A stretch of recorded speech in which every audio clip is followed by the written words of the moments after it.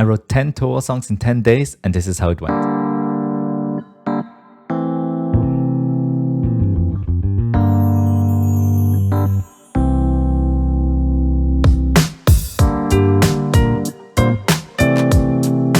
After not working on any music for the better part of 2024, I decided I need a reset and a fresh perspective. I got really inspired by this video by Camus, where he wrote 30 songs in 30 days. So essentially, I decided to undertake a similar challenge on my own, just like with a little short twist. Every day for 10 days, different genre based off another character's theme. And by the end of it, I have 10 songs, and which genre I'm working on each day is basically decided by chance. If you're a new viewer and you don't know about Touhou, it is basically a video game series developed by one guy, very well known for its community and fan-made games, art and music, of which I am part of. Check out this video if you want to learn more about it. It explains it really well. So yeah.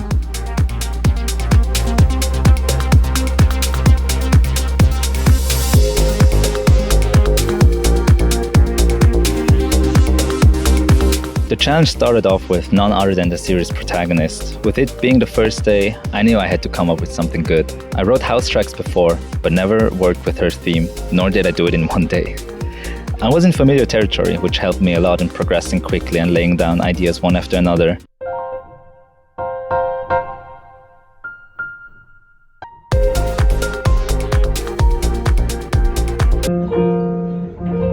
I set a 3-hour timer for every session with the goal of finishing the track in that time frame, but also allowed myself to extend beyond that if needed. It's just another method of ensuring I don't waste time and commit to ideas without trying to be perfectionist.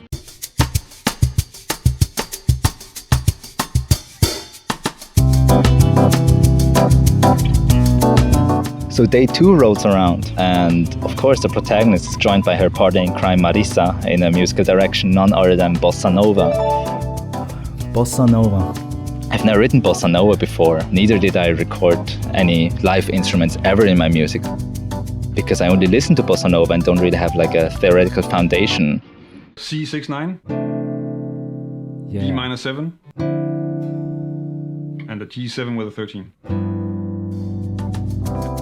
Needless to say, I spent most of the day actually learning Bossa Nova instead of writing music. And in the end, I still used a chord progression that wasn't covered in any of those videos.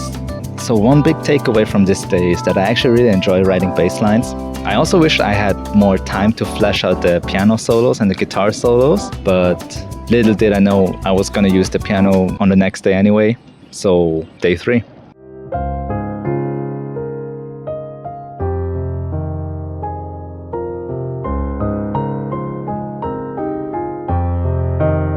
Hi, me from the future here.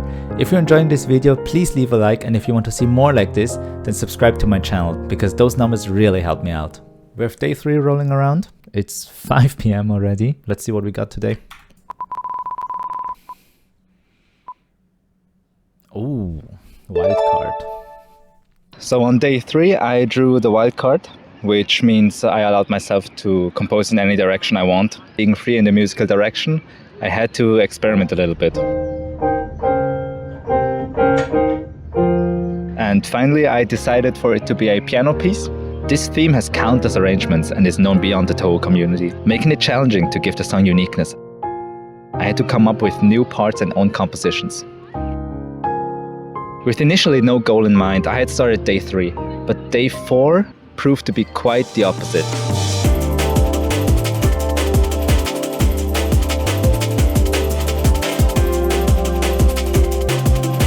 At the beginning of day 4, I started to have the feeling I had used up all of my creative energy, but I laid down the chords for the A section of the track and it all kind of fell together.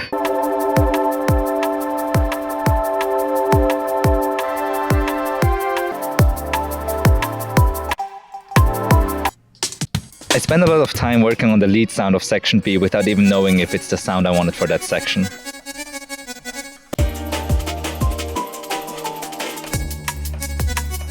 I decided to simply trust the process, and in hindsight, it's exactly what the song wanted to be.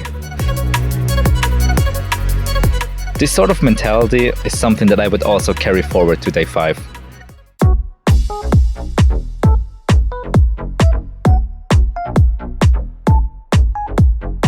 So I've been listening to ungodly amounts of UK garage over the last year, and I have utmost respect for this genre, up to a point that I was even intimidating trying to make an arrange in that genre.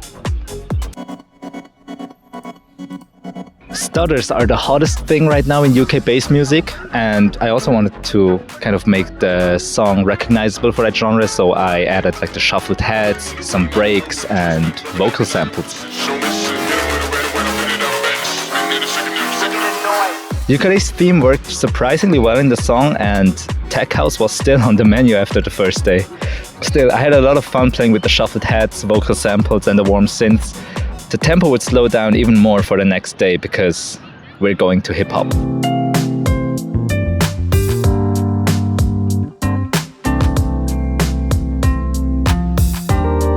I never wrote hip-hop before, but Moko's theme was just fitting too well for a Nujabes type beat. Obviously, you can hear a lot of influences from revolutionized hip-hop with melodic phrases and the use of traditional instruments like the harp or the Japanese koto. This is also the day that I noticed I kind of fell in love with the Rhodes electric piano. I've been using it in so many songs for this album, and it just sounds kind of timeless to me.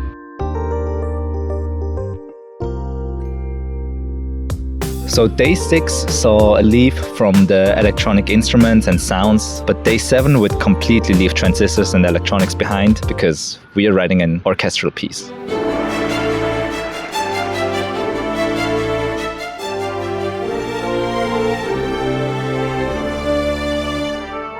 It has been ages ever since I've written an orchestral piece. I mean, it's the first piece that I uploaded on this channel. And I did forget how time-consuming writing the parts for all of the instruments were.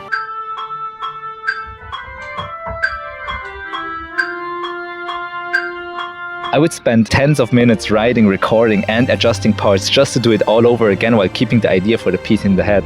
So that was a challenge on its own. Just with this piece alone, I feel like my already huge respect for modern-time orchestral composers grew even more. Given that my orchestration skills are rusty, the resulting piece was by far the shortest of the 10 songs, but it served as a perfect transition, day 8.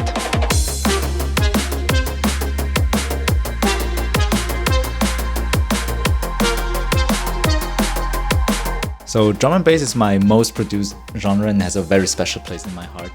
I split day 8 into an afternoon session and an evening session because we had people coming over. Despite being one of the more popular themes and characters, that was the first time that I was actually working with Koishi's theme. I decided to take it into the direction of dance floor drum and bass, like Hospital Records or artists like Metric or Sub Focus with big leads and emotional chord progressions. I stayed up kinda late to finish the song, but I think it was well worth it. Maybe producing in another environment than I was used to helped me with my creative energy. It's definitely something I want to try more in the future, like producing outdoors or like in the library and wherever else comes into my mind.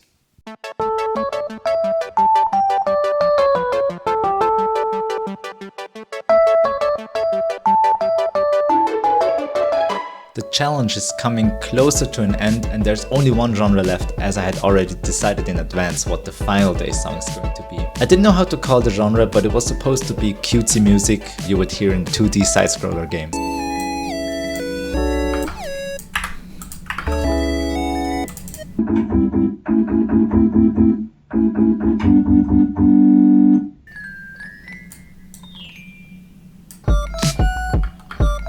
Suako's theme is quirky, so I had a lot to work with. So we've got the pizzicato strings up there, the cute arpeggios, and some 8-bit elements to spice things up. I think it's very cute, easy to listen to, doesn't overstay its welcome, and overall captures like a certain vibe that fits with the rest of the songs.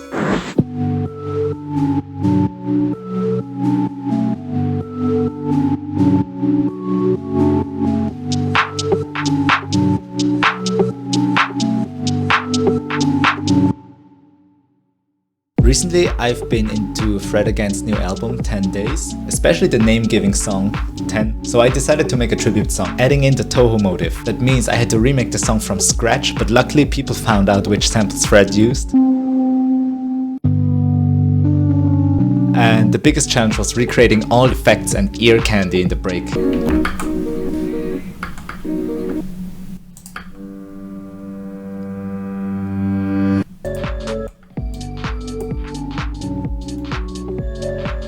had lots of fun recreating the melody sounds, slowed down parts, and also playing around with the samples that were used. The album cover is also based on the image used for the original song, so calling the original an inspiration for my own work might even be an understatement.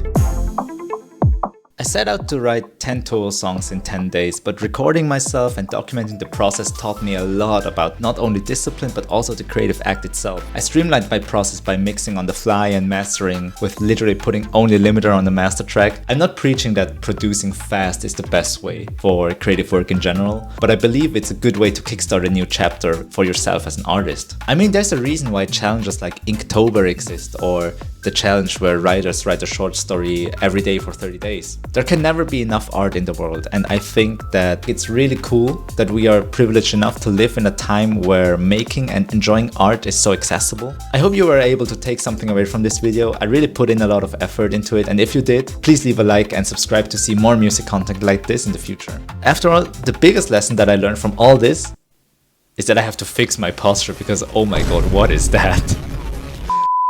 I see you guys on the next one.